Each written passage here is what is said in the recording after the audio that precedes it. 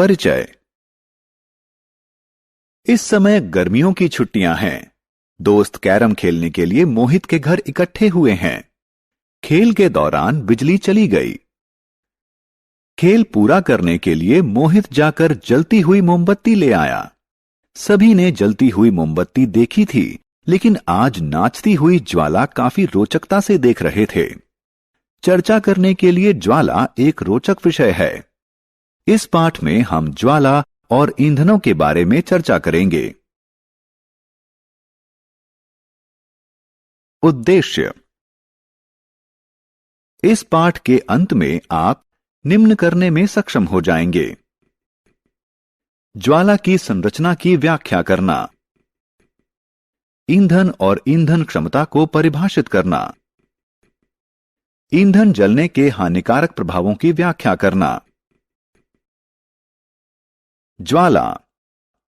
जब हम लैंप की ज्वाला को देखते हैं, इसका रंग पीला होता है, लेकिन किचन स्टोव की ज्वाला नीली होती है। यह जानना रोचक है कि ज्वाला का रंग ऑक्सीजन की आपूर्ति पर निर्भर करता है। यदि ऑक्सीजन की आपूर्ति कम है, तो अपूर्ण दहन के कारण ज्वाला का रंग पीला दिखाई देगा, और यदि यह अधिक है, तो पूर्ण दहन के कारण ज्वाला का रंग नीला दिखाई देगा। क्या आप जानते हैं कि यह ज्वाला कैसे प्राप्त होती है? जब हम माचिस की तीली से मोमबत्ती जलाते हैं, तो जलती हुई माचिस की तीली की गर्मी मोम को पिघलाती है और वाष्पीकृत करती है, जो बाती के माध्यम से निकलती हुई ज्वाला का निर्माण करती है। इसी प्रकार जब लैंप जलाया जाता है, तो केरोसिन तेल बाती के माध्यम से निकलता है और ज्वाला का निर्माण करता है। मोमबत्ती की ज्वाला की संरचना। मोमबत्ती की ज्वाला को 3 भागों में विभाजित किया जा सकता है: भीतरी जोन, मध्यवर्ती जोन और बाहरी जोन। मोमबत्ती का जलना। आइए हम रोहन द्वारा किए जाने वाले क्रियाकलाप को देखें। वह कांच की एक प्लेट को चिमटों की सहायता से ज्वाला के चमकदार जोन में रखकर दिखा रहा है। कांच पर पड़े गोल काले धब्बे ज्वाला के चमकदार जोन में उपस्थित बिना जले हुए कार्बन के कणों के संकेत हैं। आइए अब हम दूसरे क्रियाकलाप को देखें। रोहन ने तांबे के एक पतले और लंबे तार को चिमटों की सहायता से ज्वाला के बाहरी जोन में रखा है। तार का यह भाग गर्म होकर लाल हो रहा है। यह इस बात का संकेतक है कि ज्वाला का बिना चमक वाला जोन ज्वाला का सर्वाधिक गर्म भाग होता है। ईंधन और ईंधन क्षमता। ईंधन ऊर्जा का महत्वपूर्ण स्रोत है।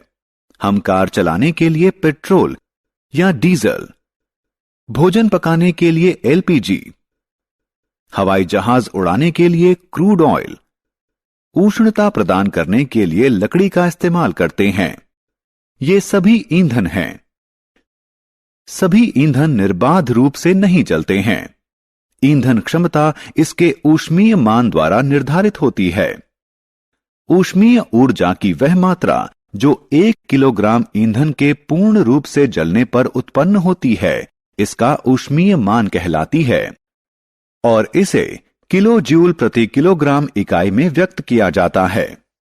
एलपीजी का ऊष्मीय मान लकड़ी या कोयले से ज्यादा होता है, इसलिए एलपीजी लकड़ी या कोयले की तुलना में बेहतर ईंधन है।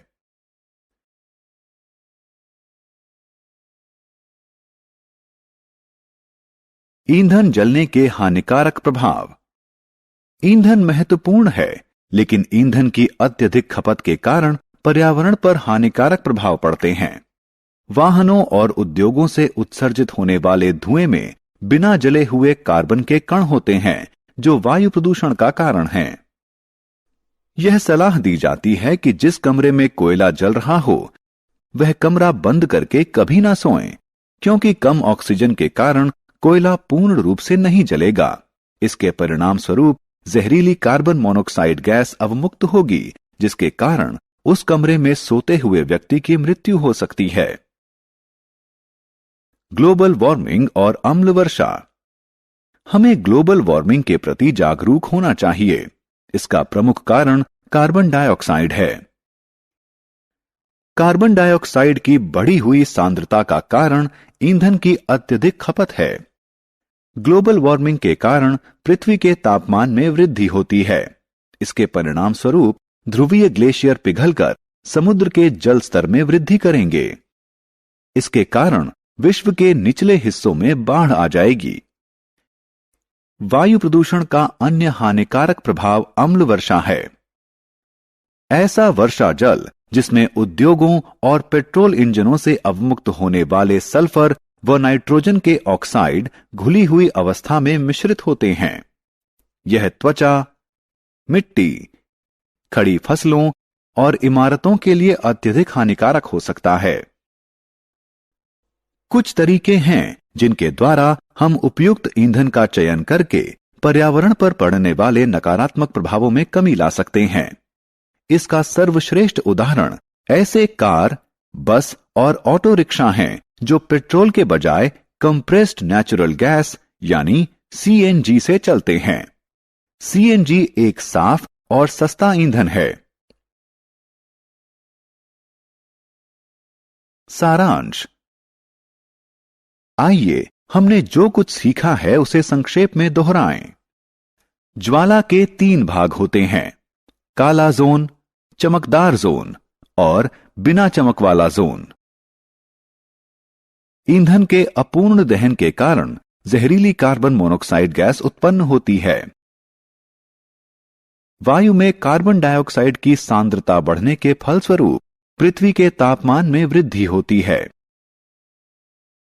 अम्ल वर्षा में सल्फर और नाइट्रोजन के ऑक्साइड घुली हुई अवस्था में मिश्रित होते हैं।